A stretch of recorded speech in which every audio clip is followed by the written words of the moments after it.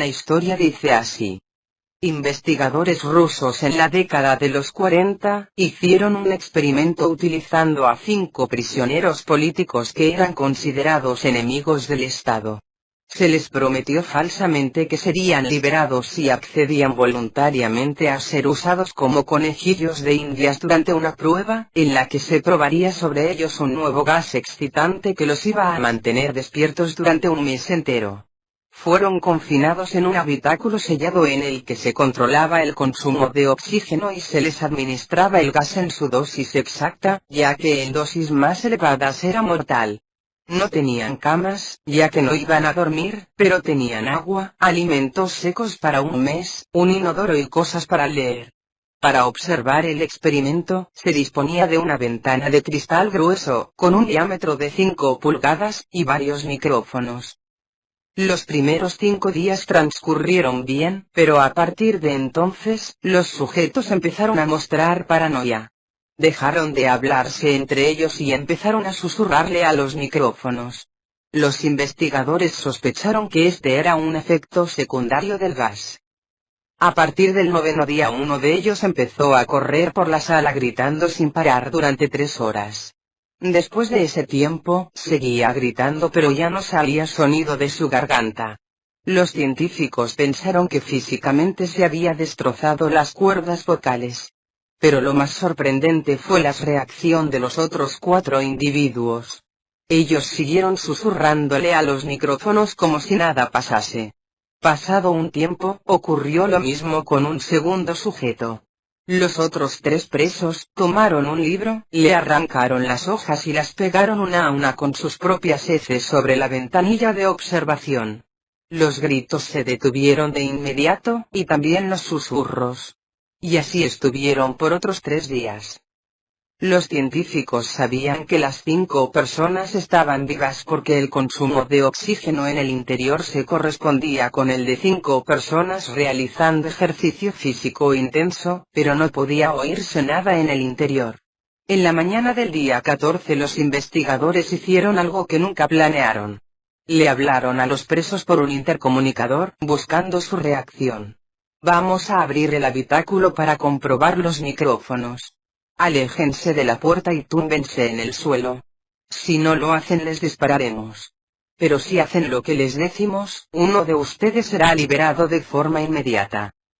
Pero la sorpresa fue mayúscula cuando oyeron una voz que les respondía desde el interior. Ya no queremos que nos liberen. Finalmente decidieron abrir la cámara en la medianoche del día 15. Primero se extrajo el gas del interior y se reemplazó por aire fresco. De inmediato, 3 voces empezaron a suplicar desde el interior de la cámara que les volviesen a aplicar el gas. Cuando los militares entraron y vieron el panorama, empezaron a gritar más fuerte aún que lo hicieron los presos en su día. 4 de ellos estaban todavía vivos aunque su estado era difícil de describir. Las raciones de comida a partir del 6º día estaban intactas. Había trozos de carne de los sujetos obstruyendo el sumidero de la habitación impidiendo que se evacuase la sangre que se acumulaba alrededor. Los 4 supervivientes tenían grandes porciones de carne arrancada. Los huesos de sus dedos estaban expuestos, y la manera en la que tenían las heridas indicaba que ellos mismos se habían arrancado la piel con sus propias manos. Se habían abierto el abdomen, quedando a la vista los intestinos, que salían de la cavidad estaban sobre el suelo a su lado. Podía verse que estaban digiriendo algo, su propia carne. Los militares eran soldados de operaciones especiales, pero rehusaron volver a entrar a recoger a los presos. Ellos, mientras, seguían rogando que les volviesen a suministrarles el gas. Finalmente les convencieron, y entraron a sacar a los 4 supervivientes. Todos ellos ofrecieron resistencia. Uno de ellos, que luchaba contra los médicos y militares, recibió una dosis de morfina 10 veces superior a la dosis normal de un adulto y aún así no consiguieron sedarle. Murió desangrado. El que se encontraba en peores condiciones de los 3 que quedaban fue ingresado en una sala de operaciones.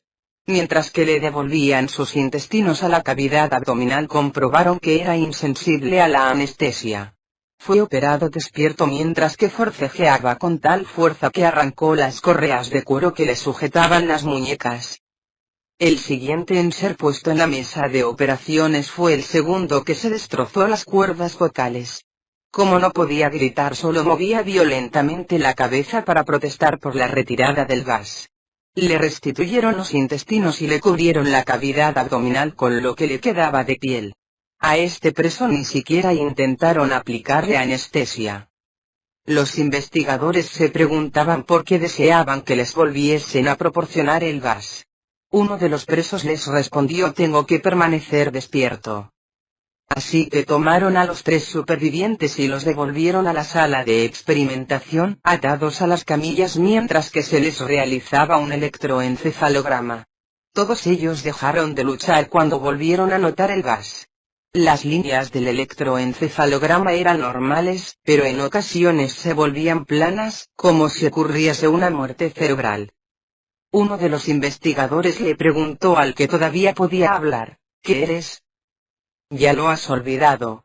Somos la locura que se esconde dentro de todos vosotros, rogando en todo momento ser liberada, desde lo más profundo de la mente animal. Somos de lo que te escondes cada noche en el interior de tu cama. Somos lo que ocultas en silencio cuando vas al refugio nocturno donde no podemos pisar. El investigador hizo una pausa, y finalmente le disparó. He traducido la historia completa, aunque algo resumida. Es simplemente eso, una historia. Fue publicado el 16 de agosto de 2010 por el usuario Orange Soda en el sitio Creepypasta. El nombre creepypasta proviene de las palabras en inglés creepy, tenebrosa, y pasta, lo cual significa paste de pegar, debido a que antes se pegaban en foros 4chan, el resultado final en castellano sería historia tenebrosa pegada bastante larga. Son historias o leyendas, cuyo origen suelen ser la imaginación, perturbada o no, de algún individuo. La forma en la que están relatadas estas historias obliga al espectador a recrearla en su mente, lo cual causa un efecto envolvente y naturalmente tenebroso. Se despide Uzumaki Ansemi 443. Hasta luego creepypasta.